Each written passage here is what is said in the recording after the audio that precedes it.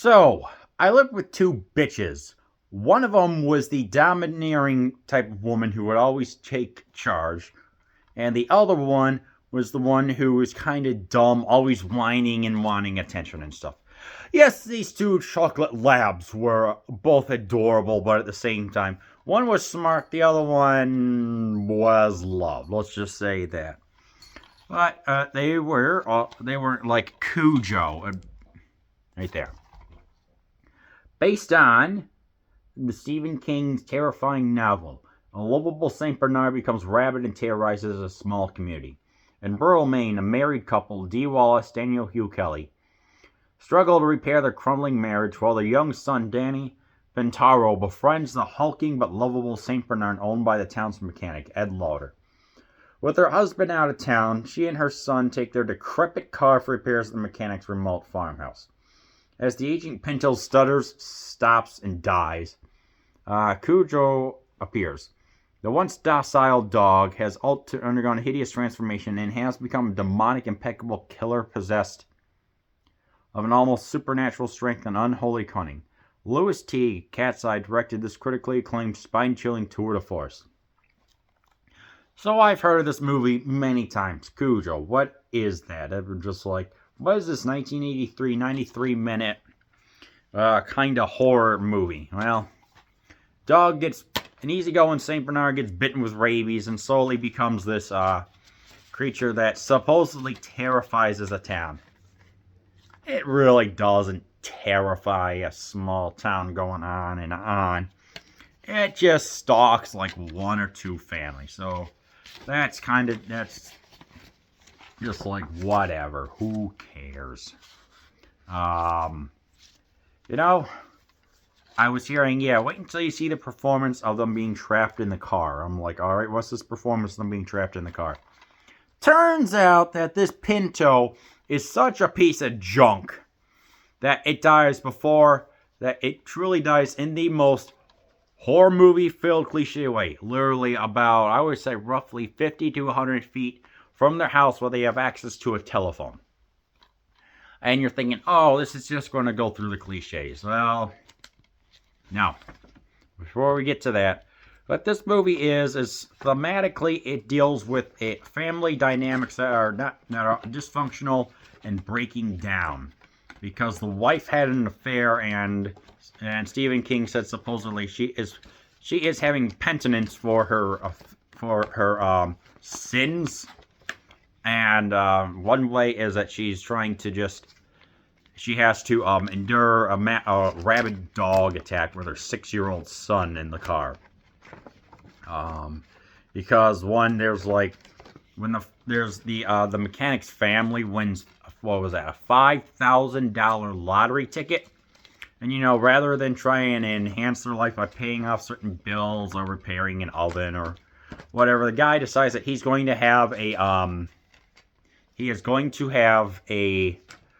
get together with a couple of his friends and just have a good time. Alcohol, fishing, what was it?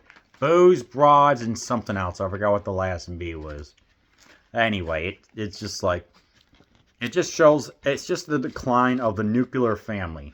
Would it be Atomic Family in the 80s? Whatever, anyway. So we get to see it from perspectives of just like what happens when cheating, when adultery happens, and when financial problems occur, and it just leads to some interesting tension going on. And it's like, okay, we're going to see we see this small town, we see the family. Let's see the family get attacked by this rabid dog. And the IMDb synopsis is lies. Terrorizes two families. That's it. I'm like, huh?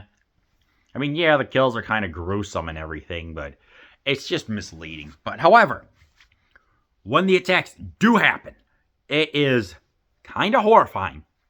It's horrifying because this dog is becoming rabid from a bat that bit it on the nose. And the poor animals, and the poor massive dog just slowly starts becoming more and more enchanted and powerful and things like that. I mean, just all the red dye and everything that they use was just, ooh, it was just, see the dog just become dangerous, and just like, wow. I mean, this thing could even take on an English Mastiff. It withstands several baseball bat shots, and it's still hanging in there. But what makes this movie great is Dee Wallace and her son in this movie. Because they are both trapped inside this car, this on its last legs Pinto, and most of the action in the second half takes place inside this car. It's like the dog is roughly 50 feet away. Sometimes it's in a barn. Sometimes it's just sleeping. But it has supernatural hearing ability. You'll be able to handle the door open, and it just comes in, just ravages it. The second half, it does make up for an unbalanced. I mean, it's mostly balanced first half. I will say that. And you can see the desperation, including kind of an artsy shot where the camera is spinning 360 because the woman is going into delirium because of the helplessness of the situation. Her son is like having a seizure in the back. She's trying to maintain sanity, but overall it just keeps circling and circling, just like this. The camera's like, and it just increases, boop, until it gets to the husband who's away on a business trip. Was wondering, because he thinks that his wife is having an extramarital affair, and he decides, okay, something's going on. She is not responding. So what am I to do? So, okay, I'm going to go and return. And it's in the Stephen King short novel, I mean, it's mostly faithful. Even King himself said, yes, I actually do like this. It is faithful to my novel, because there's some other scenes, just the dog coming out, them just the two just barely hanging in there over a period of 2 to 3 days in the heat. So it's just absolutely nerve-wracking and intense. I enjoyed this a lot. I will have to say I did that. And it's just because it's like the scene in the car with, freaking Dee Wallace, the person who played the mom in E.T., gives a truly great performance, even right up there with Kathy Bates in Misery. Yes, I just said that.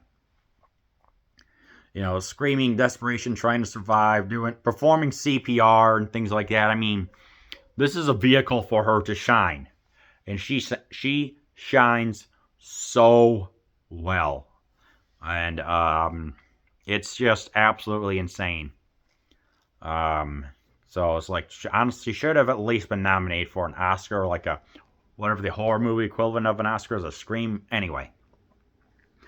Little trivia about this movie is like they had four adorable Saint Bernards, and because they were so happy to be filming that the crew had to tie tie rope around their the tail to their legs. They were wagging their tails so much in order to prevent them to not be adorable and appear intimidating. But there is one shot where you can clearly see the tail that is tied to the leg, and in order for the dog to cause damage to the car, they put their favorite treats inside, so the dog would just start attacking it.